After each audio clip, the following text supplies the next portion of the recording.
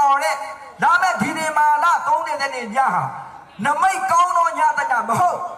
မင်္ဂလာရှိသောညတညမဟုတ်ဘူးဆိုတာကိုတော့မြန်မာတိုင်းခံယူထားဖို့အခုဒီစကားပြောခဲ့မယ်မန္တလေးမြို့နဲ့ဒီမြို့နဲ့နီးနီးလေး1885နိုဝင်ဘာလ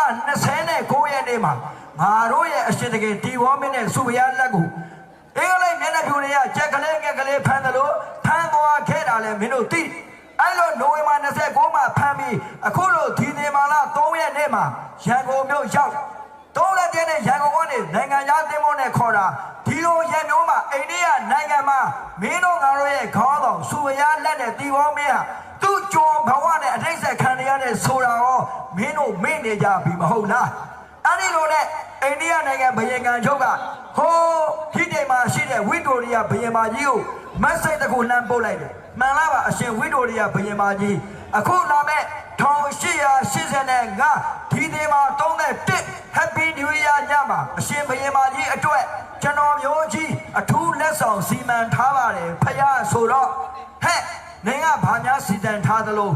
ဘယင်မာကြီးဝမ်းသာပါဘယင်မာကြီးရဲ့နှစ်တင်ကိုလက်ဆောင်အဖြစ်တီဘောမင်းနဲ့စုဘရလက်လို့ခေါ်တဲ့ကျုံခေါင်းတော်2ယောက်နဲ့မြန်မာနိုင်ငံသားတွေလို့ခေါ်တဲ့ကျုံပစ္စည်းကွင်းသေးလေးတွေအများကြီးပါတဲ့နိုင်ငံတစ်နိုင်ငံကိုကျုံနိုင်ငံအဖြစ်ကျွန်တော်တို့လက်ဆောင်ပေးပါတယ်လို့အင်္ဂလိပ်ဘယင်ကန်ချုပ်ကပြောလိုက်တဲ့အခါမှာဝိတိုရိယဘယင်မာကြီးနဲ့ဒီတိန်နိုင်ငံသားတွေကဝမ်းသာလို့လက်ကမောင်းခတ်ပြီးအဲ့ဒီညမှာ Happy New Year လို့မိုးကွဲအောင်အော်ခဲ့ကြတဲ့အခြေ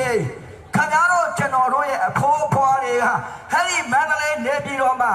သူ့ကြိုးမဝနဲ့မြေကြီးကိုဒူးနဲ့ဆောင်မျက်နှာနဲ့အပ်ပြီးကဘာပြောအောင်ငိုနေခဲ့ရတဲ့ညတညဆိုတဲ့တမိုင်းကိုခင်ဗျားတို့ကျွန်တော်တို့မသိတဲ့အတွက်ကိုမျက်နှာကိုအိုးမဲတုပ်ပြီးဘူးမသိဖမသိနဲ့ Happy New Year လို့သွားအော်နေတဲ့အခါနိုင်ငံသားတွေကကျွန်တော်တို့ကြည့်ပြီးရီးရလှောင်းရအဖြစ်နဲ့ပျော်နေမှာကိုလည်းခင်ဗျားတို့မြင်အောင်ထားကြစမ်းပါအဲ့ဒီကနေ1885ကိုကျော်လို့1886ဇန်နဝါရီလ1ရက်နေ့မနေ့အစောကြီးမှာတကဘာလုံးကိုကျင်းကြတယ်မြန်မာနိုင်ငံလို့ခေါ်တဲ့ကျိုးနိုင်ငံတနိုင်ငံကိုဗြိတိရှဓနသဟာယနိုင်ငံရဲ့ကျိုးနိုင်ငံအဖြစ်သွတ်သွင်းနေဆိုတဲ့အကြောင်းကဘာတိကျင်းကြလိုက်တဲ့အခါမှာမင်္ဂလာရှိတဲ့ Happy New Year လို့အော်တဲ့အချိန်ခင်ဗျားတို့ကျွန်တော်ရဲ့အဖိုးဖွားတွေကျိုးဖြစ်တဲ့နေ့ကြီးဖြစ်တယ်ဆိုတာကိုသတိရကြသမ်းပါအဲ့ဒီနေ့ကိုဗန်မုန်းတဲ့အရက်လေးတစ်ခွက်ဘီယာလေးတစ်ပက်နဲ့အမိနိုင်ငံတော်နဲ့လူမျိုးဘာသာသာသနာကိုရောင်းမစားကြပါနဲ့လို့မိမောင်ထုတ်အောင်ပြရင်ကျွန်တော်ရဲ့ဇာတ်ကားကိုညီကုန်းချုပ်ပါတယ်အားလုံးကြားပါလို့ချမ်းသာအောင်ရပါတယ်ခင်ဗျာ